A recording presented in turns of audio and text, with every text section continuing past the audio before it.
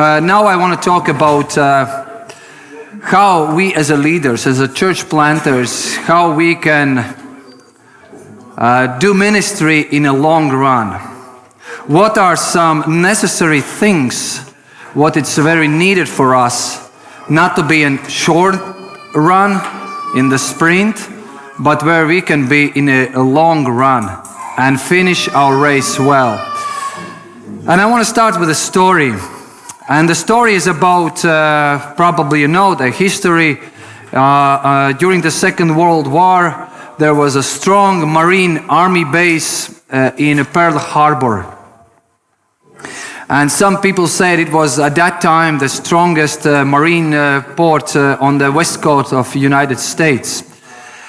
And in many places in the world, the Second World War already started. But the United States haven't faced that yet, so in their country. But then, in 1941, in December 7, in the morning, everybody in Pearl Harbor in the United States got surprised. Japanese attacked Pearl Harbor. Nobody expected that. It was really surprised. Everybody was sure, well, if somebody will come, we will know that. We have a system which could actually sense that some enemy is coming. But it was absolutely surprise. Nobody was ready. And it was the biggest, for United States in that country, that was the biggest hit for them. And it was the biggest surprise. Many people died. And port was absolutely destroyed. And also they didn't realize that, and they didn't know the enemy pretty well, the Japanese. They didn't know that actually Japanese in that time, they were like kamikazes, because they were ready to die for that mission. And nobody was expecting. And when we think about our life as leaders, I think every leader sooner or later will face those Pearl Harbor moments when unexpected things start to happen in our lives. And I just want to share from my experience, from my life, how I experienced this Pearl Harbor moment in my life. It was some years ago, I was married, and I started to face really serious challenge and struggles in my marriage life. In that time, we didn't have yet kids. We were two of us only. For some years, we were already married. And I start to feel that somebody is attacking my marriage. And part of the problem, I was the problem. And I needed to deal with that problem. But then, during that experience, I learned something, what is very necessary. And first of all, what I learned, and what is very important to survive and to really be ready for those attacks in your life, is don't live in denial. Don't live in denial. You know, 1 Peter 5:7, Peter is saying, be sober-minded, be watchful. And how we lose our sober mind, how we lose that, how I lose in my ministry, how I lose in that in my life. I was living that time in a thinking, it will never happen to me. It will never happen to me. I know my problems, I know my struggles, I know my talents, I know how to deal with that, I know my temptations. But you know, and people are saying like, it could happen to this leader, it could happen to this brother, or it could happen to this sister, but it will never happen to me. I'm strong enough. And we are in some point, we are living in denial, that we don't realize that these things, these Pearl Harbor moments can happen to everyone, And you know what was interesting in that time when I was experiencing this struggle and problem in my marriage? It was in the time when in my ministry, I was in a high point. I remember that summer we had great youth camp. Many youth came to faith. It was almost like feeling there's some kind of revival is happening. And you feel like you are hero. you are a good leader, you are a successful leader, and suddenly you face this attack in your life. Also, it happens when we got tired, when we got overwhelmed with all kind of things. These are the moments where actually we think we are strongest, but actually we are very weak and very, very easily to be threatened. And I experienced that mostly our family is the first who got hit by the enemy. And that's why Peter is saying, be sober-minded, be watchful, be careful. Don't live in denial that it will never happen to be. Be self-aware. Be self-aware who you are. What are your temptations? What are your sins? What are your weak points for your character? What are your weak points in your marriage? Because I remember that time, when you got in love, everything is beautiful. Even in a cold winter, flowers are blooming for you. You feel like everything is nice and very romantic. And then you got married and got in some way of a routine.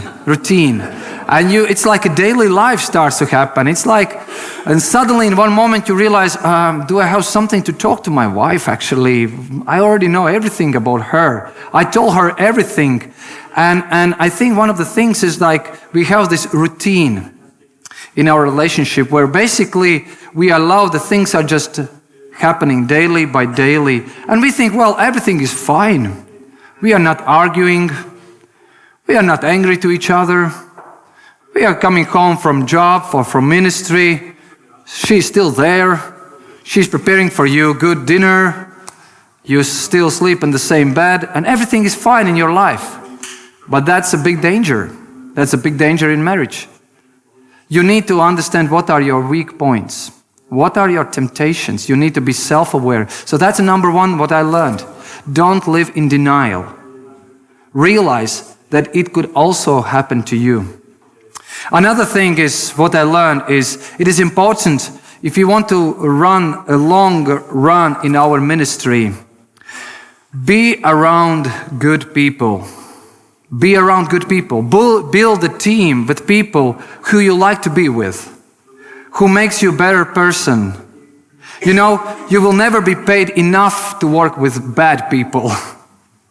You need to be with those people who can influence you positively. Choose those people and spend most of your time with those people who can motivate you, who can encourage you. But at the same time, I want to encourage you that it is important that we are also not dependent on those people. You still need to be enough mature to make your own decisions. And it is your life. It is your ministry. It is your character. It is your family. And sometimes I see some of those guys, they are putting so much emphasis like on mentors. And sometimes they are putting so much on mentors that they kind of feel like those mentors actually also need to do everything for them. We need right and good people besides us, but we can't just be codependent on them. Still, you are responsible for your life. But you need to be those people to whom you can be accountable, to whom you can share your life, who knows what is happening in your life, who can challenge you, to whom you can be honest. But still, those are the people who loves you.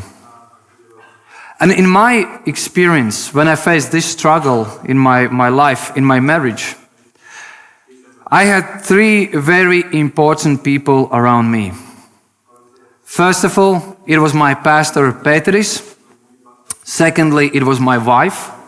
And thirdly, these were my parents.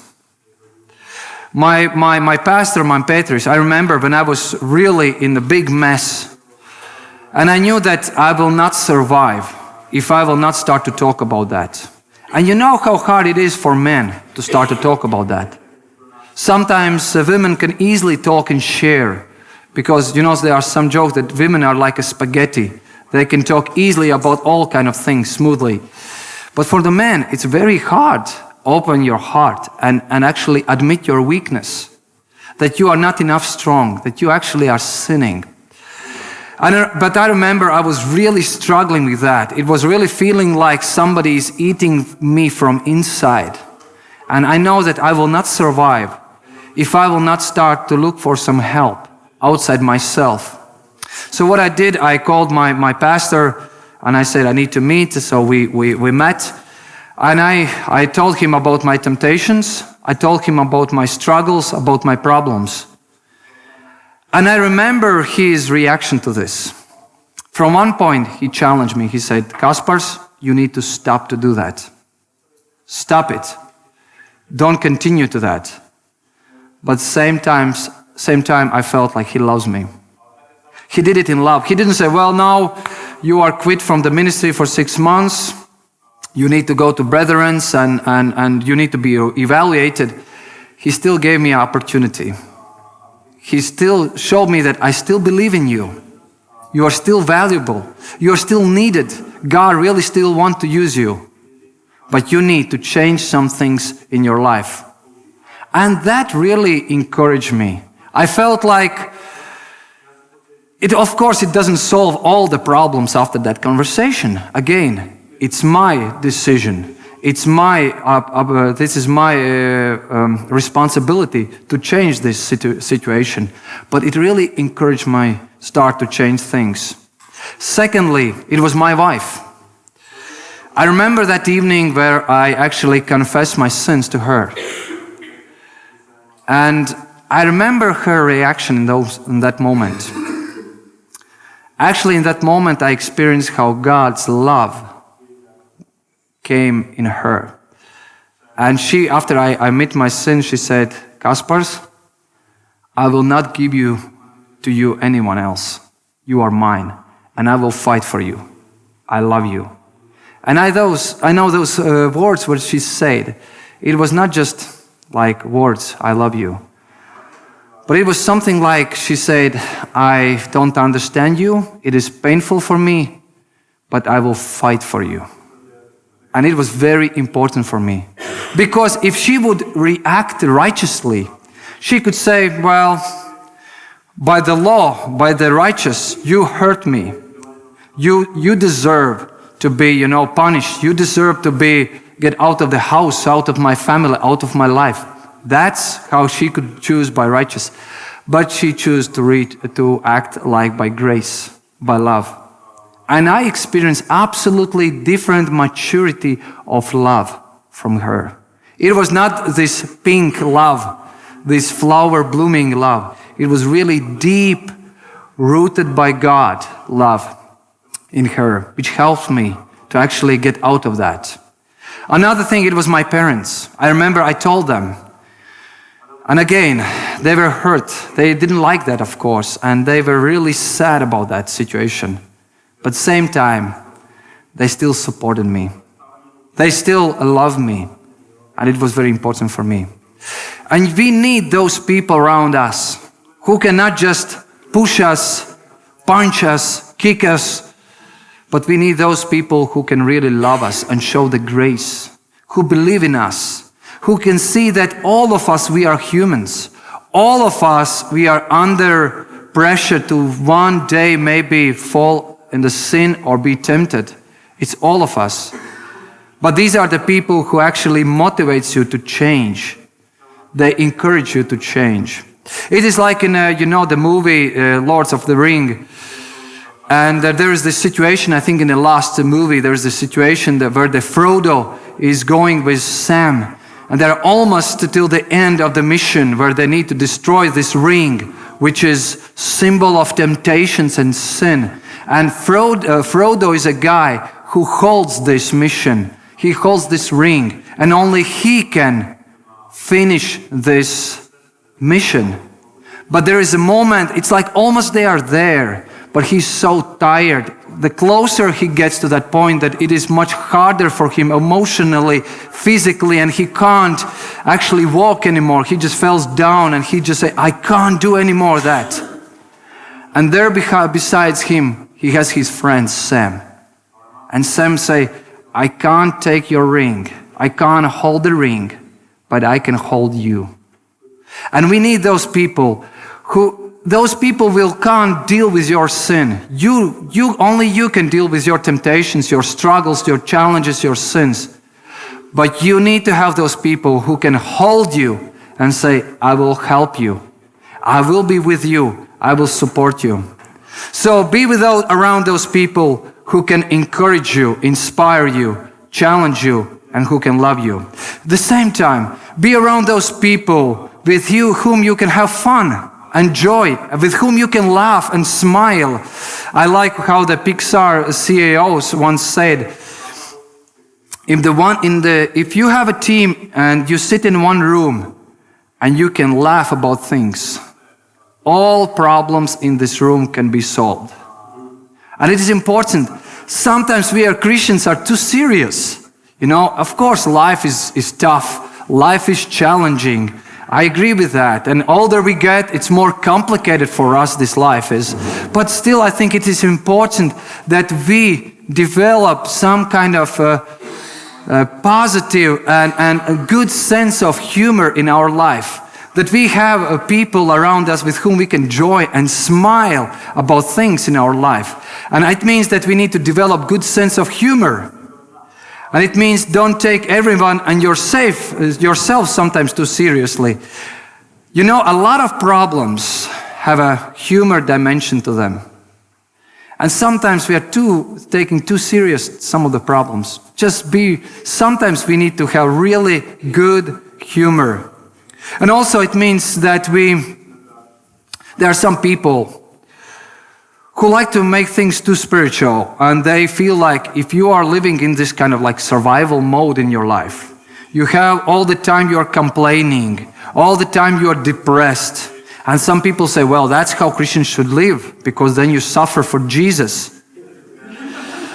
But if you're living in such a mode all your life, it's killing. It's killing if you are all your life living with this complaining. You are not unsatisfied with things.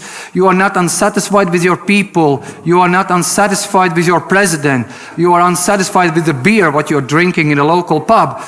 And if you're depressed all the time, it's not the long run. It's not a long run, and you are killing yourself. You need to find the things in your life which really brings joy and happy moments in your life. So it's important, that's why you choose the right people around yourself. Thirdly, what is needed for us to finish the race well. We need to take care of our physical body. And some of you already mentioned it yesterday in an interview. And again, I would say, there are Christians, unfortunately, who, if they have some problems in their life, like struggle in marriage, if they have some problems, with health, if they have some problems emotionally in some of the situations, everything they want to make it very spiritually. And sometimes there is nothing spiritual.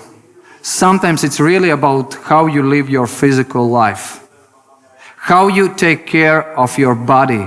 For the church planters and leaders, it is very, very crucial. Because there are some leaders.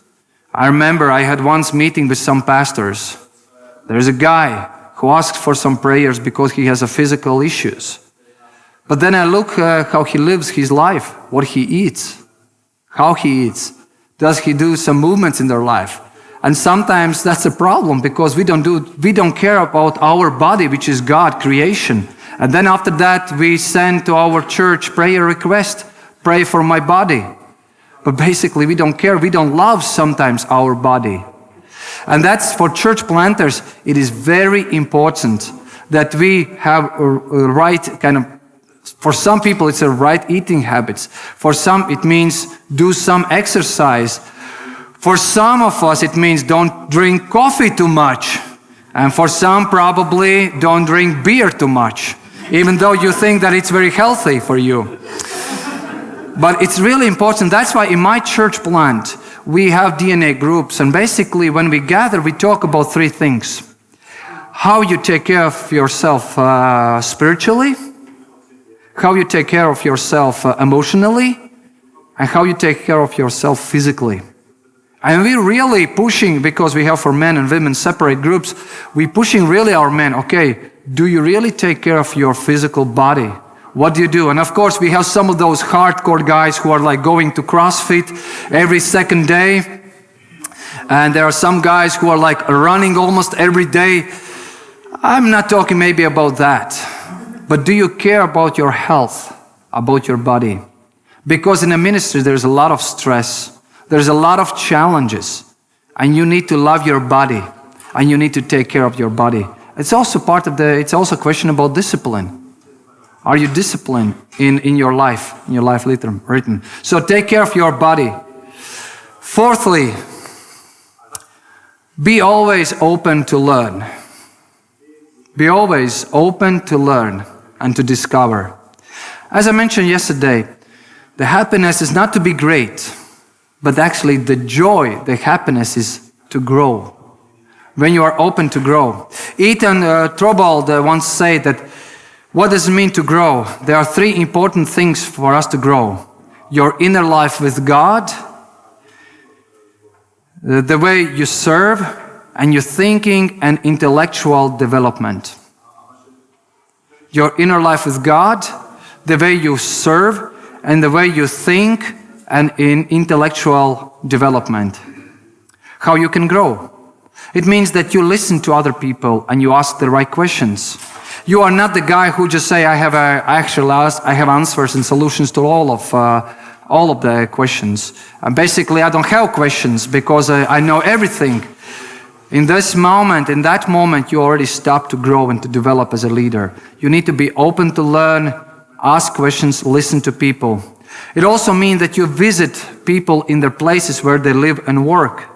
It means that you are a disciple. It means that you listen to those who make the critique about you. And you really think about what you can do, how you can change through those critiques. You see that all your life you need to read, you need to study, you need to be eager to study more and more. And I respect always those leaders who are open to study and discover new things.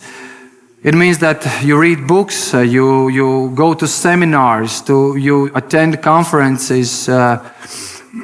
One of the things what I really like and what is important, I think, for leaders, that you read the biographies of great people and learn from that. You read the history of your nation, history of your church, history of great people, and you think what you can learn from that. Be open for good coaching and good feedback. Choose right people to learn from. Always be ready to learn and to discover new things. Don't think that you already reached that peak and that you are the top of the top. Always be open and say, there are more things what I don't understand. There are more things what I need to discover. The fifth, which is important, it's a rest. It's a rest for us. For some people, they like it. For some people, they don't like it. But the rest is very important. In a creation story, we see that God, after He finished the work, after He finished the creation, what He did, He rested.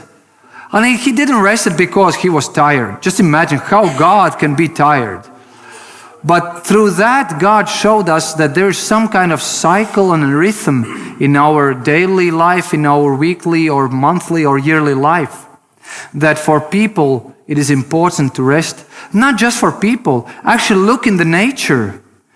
Okay, I live in Latvia. We have 4 seasons. And we see in the nature that actually the nature is also resting. It's autumn comes, then winter, and then the spring comes and summer. The same for us, we need those moments in life where we can just rest and enjoy. And what is important to understand, that for some people what rest means like you work hard and then you rest. But actually we need to be opposite. We actually need work out of rest. We need to rest. Why? so we can be more productive, more purposeful, to more harder to work. That's why it should be like a rhythm in our life where we rest so that we could work. And I remember there was a pastor in Latvia, very good guy, and loves Jesus, of course. But then he say, I will not go for vacation. And I ask why? Because Satan is not going for vacation. And he almost felt like more important than Jesus, because even Jesus rests.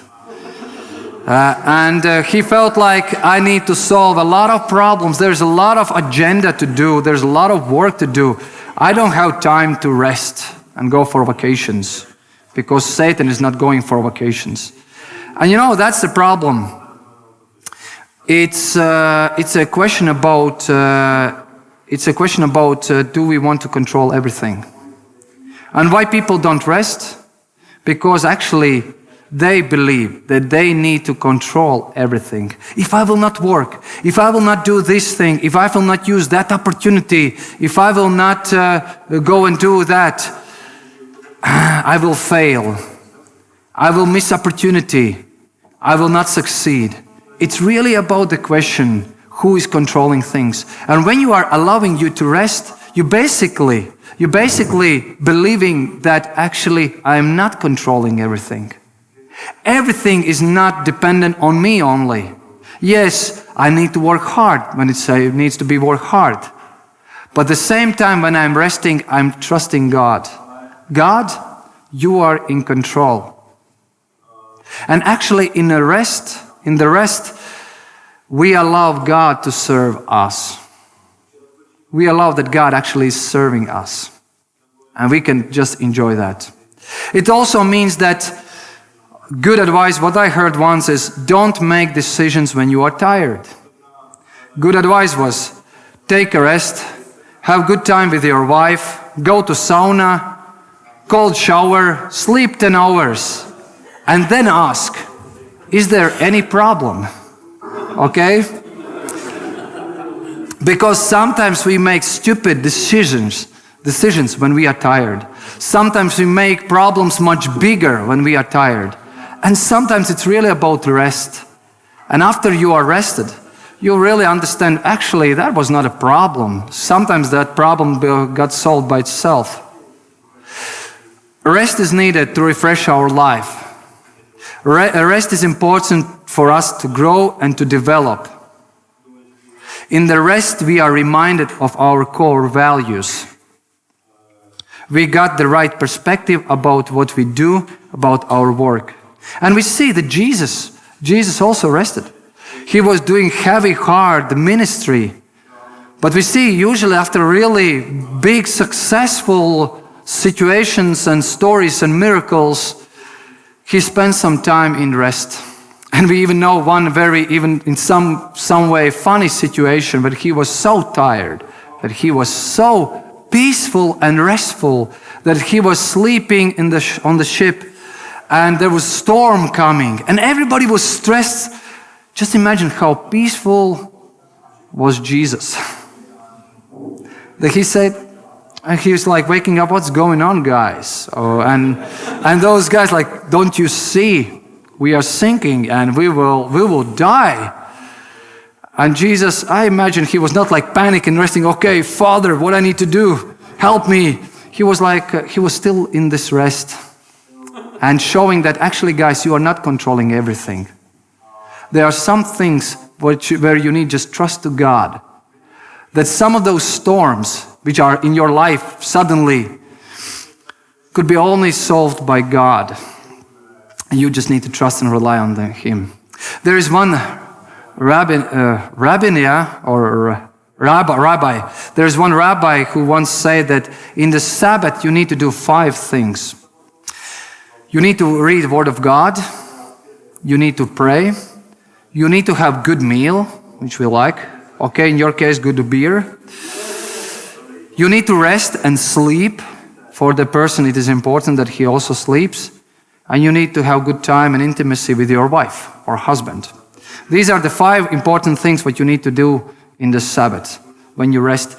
And remember, we were sharing once that in my church. And we have chat in our church group, church plant group. So after that Sunday, we kind of keep each other accountable. And it was interesting what was most important thing for the men, for husbands, to mention. It also means that you get rid of some of the things which distracts you when you are rested. It really sometimes a question about our phones, our emails, our social media, which is sometimes more important than Bible. And sometimes people are really, they don't like to get rid of those things. Why? Because they don't want to be bored. You see, this is the culture where we are living right now. People can't rest even out of those gadgets because all the time they need something to watch, read, post, see, communicate. Why? Because suddenly, if your battery is down, if you don't have internet, you feel like you are in different planet, and you don't know what to do suddenly. But you know, there's someone who say the greatest ideas comes when you are bored. The greatest ideas. And that's why we need those rest times where you are not actively doing all the time something, but maybe you can just sit down, be maybe in the nature, and you don't watch your phone, you don't watch your computer, you don't watch your TV, and you don't do anything, but you just be bored. And these are probably the moments when you could come with the best ideas. So the rest is important for us. Sixth, good time management. And somehow it goes together to the rest. It is important that we are not just developing our financial budget, but it is also important that we are developing our time budget.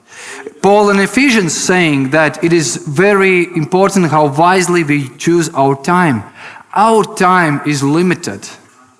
We don't know how much time we will have for the things, but it is important that we live purposeful life, that we are not domained by the inner outward factors, but we are controlling our time and our things, what we are doing by our inner factors.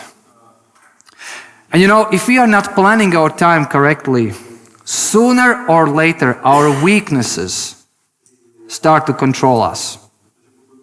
So what we can do? First of all, we need to understand what is our rhythm of our life.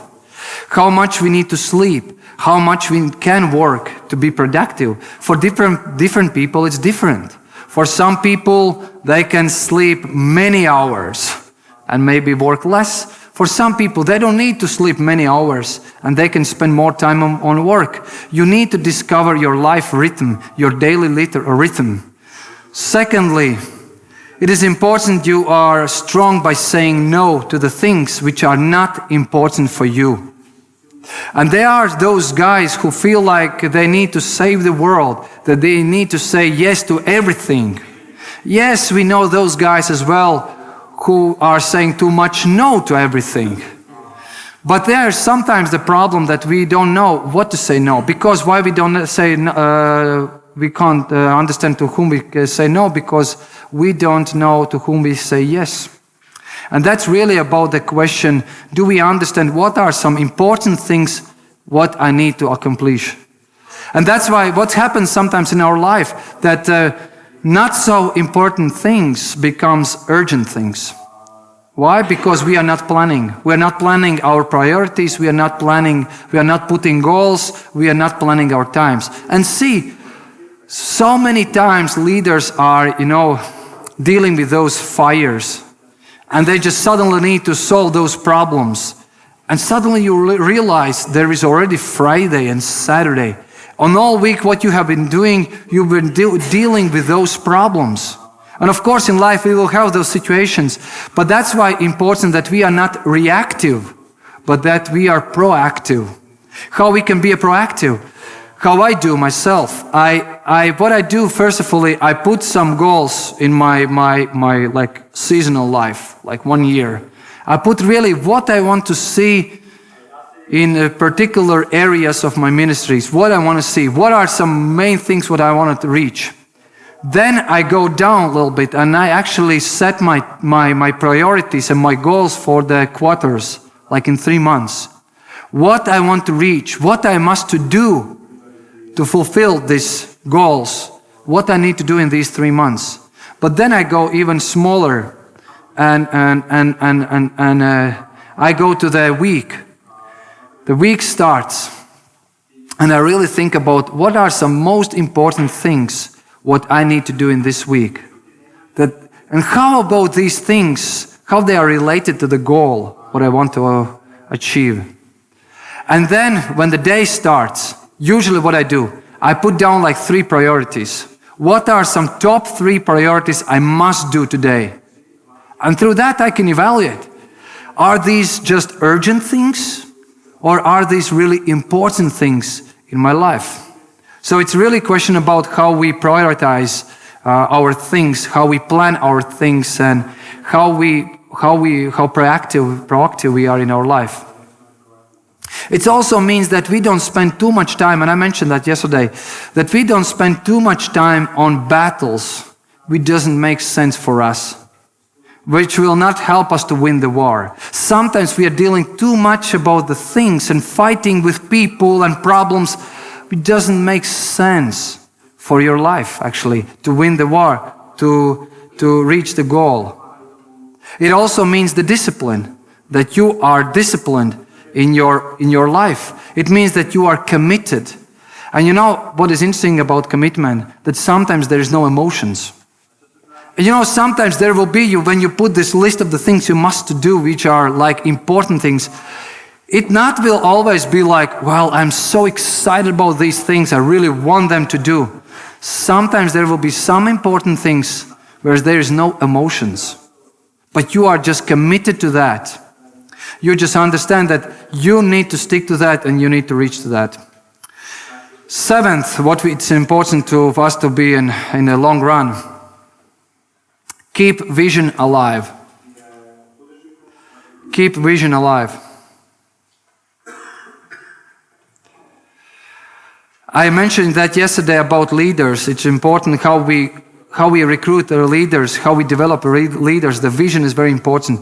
But you know, also for us, it is important that we have bright vision in front of us. And I like how one say that the vision is like a bucket with holes. And sooner or later, that vision which is in that bucket start to melt out. And it is important that we refresh our vision, that we keep it alive, that we actually widen our horizon, what we want to see, where we want to go. And it goes together with something I mentioned already, how we feed our unsatisfaction with reality. Because sometimes in your daily life, you start to forget why that vision was so important for you. And that's why it's important that you go to your community, you meet with people, you go in those places where you plant the church, you feed your unsatisfaction or your discontent. And through that, you get brighter vision. You start to believe in that vision. You start to follow that vision. A good example in the Bible we see Nehemiah. When Nehemiah got this calling and passion that he needs to go back to Jerusalem and restore the walls, we see what Nehemiah did when he went to Jerusalem. What he did? He actually walked around Jerusalem. And actually he saw reality. And again, even though there were some people who were saying like, it's impossible, it's crazy, you don't have enough people, you don't have enough resources, there are enemies who are coming. But when he saw that reality, he was again refreshed in his dream and vision to see how the walls of Jerusalem could be renewed and restored. We need to keep our vision alive. Next one. We need to spiritually grow. We need to continue spiritually grow. And first of all, it's really a question about our motivation. The question is why you do what you do.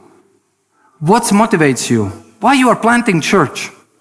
why you are leading, why you are involved in a ministry. And of course, right Christian answers are, well, I'm doing for Jesus. I'm doing because I want to see more people coming to faith.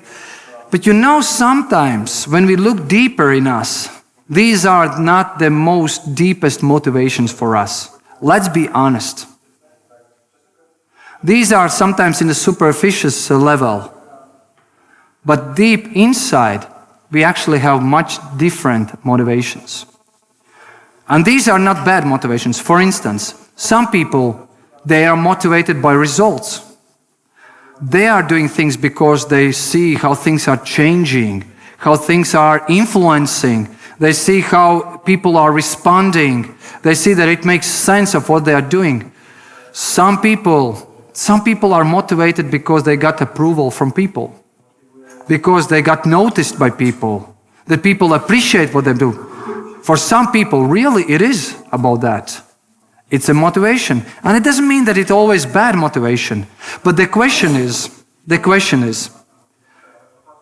where the real motivation starts, where you start to question real motivation. What motivates you when you don't have results? What motivates you when you don't see people coming to faith? What motivates you when you don't see those many challenges? What motivates you when you see that you can't influence things, that things actually are not going so fast like you would like? What motivates you when nobody comes to you and say, thank you, you're a great leader, you're doing a great job, thank you for great speech, thank you for your service. What motivates you if you don't have all this? And in those moments, you need to start to discover what is your real motivation, which could last also in those situations. And what I understand in my life, even though I'm still struggling with some superstitious motivations, it is important that we experience that our true motivation is that we are fully loved by God. We are fully accepted and loved by God. And God is not loving us not because we are perfect, but God loves us because He is so perfect. And He can love us in the moments where we are strong and productive, and He loves us in the moments where we are weak and when we are struggling, where things are not going like we would like to see. And I think it's important that we really live in peace with that. That no matter what, God loves me. And actually I can enjoy my life in His love. That I don't need to prove anything. That I don't need to show that how good I am. He loves me like I am.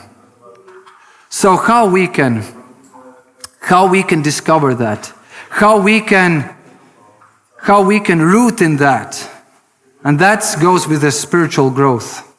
It means that we need time and place in our life where we have a prayer time, where we have a time to listen to the Word of God, and we need a time in our life where we are silent. We need times where we can really talk to God, say to Him, worship to Him, pray to Him, confess to Him. We need those moments. We need those moments where we can listen to the Word of God, where we discover how great is God, how much He loves us, how big is His grace, what is His plan for my life. But there's another very important discipline, which especially for us who are leaders, who are very active, who are very loud, some of those who are speaking too much, we need the discipline of silence. You see, if you want to finish well, the very important thing for you is to be authentic. And there is no way to grow in authenticity if you are constantly in noise. And sometimes people are afraid from the silence. But it is only possible to grow in authenticity when you are silent. Because the depth are always found not in a constant noise, but when you can stop in your life and start to listen to God and start to listen to yourself. And you know, the silence is one of the simplest spiritual disciplines in one point. But it is the hardest one. Because for us, for leaders, sometimes we are afraid to be silent. We are afraid that we don't need to always talk to prove something. That we can just stop in our lives, be silent, listen to God, and listen, because sometimes those deep answers about myself, who I am, what is my real motivation, is deep inside us. And if you are in your life only active and doing all kind of things and talking and pretending, you will not find those deep answers. Because you know, it is not about what you say, but it is really about what is behind what you say. What is your real belief? What is your real faith? What is your real motivation? Why you are doing what you are doing? And that's why I encourage each of us that we spend some time where we can get rid of everything what we have around us. Find space in our life where we can just be quiet, not loud, but start to listen and be silent. And lastly, what we need to finish the race. We need to realize that it is not sprint, but our ministry is a marathon. Sometimes we think that we want to see very fast things happen. We want very fast results. And it is, in some way, it is important. But from the other point, we need to realize that it is marathon what we are running. And it is not only good it is not important how well we start. Because sometimes, like church planting, sometimes it starts with really enthusiasm, with a lot of passion, energy. Let's go, let's take this down, it's for Jesus. But it's really sometimes about how you react, what you do in the long term. It's really about finishing well, not just starting well.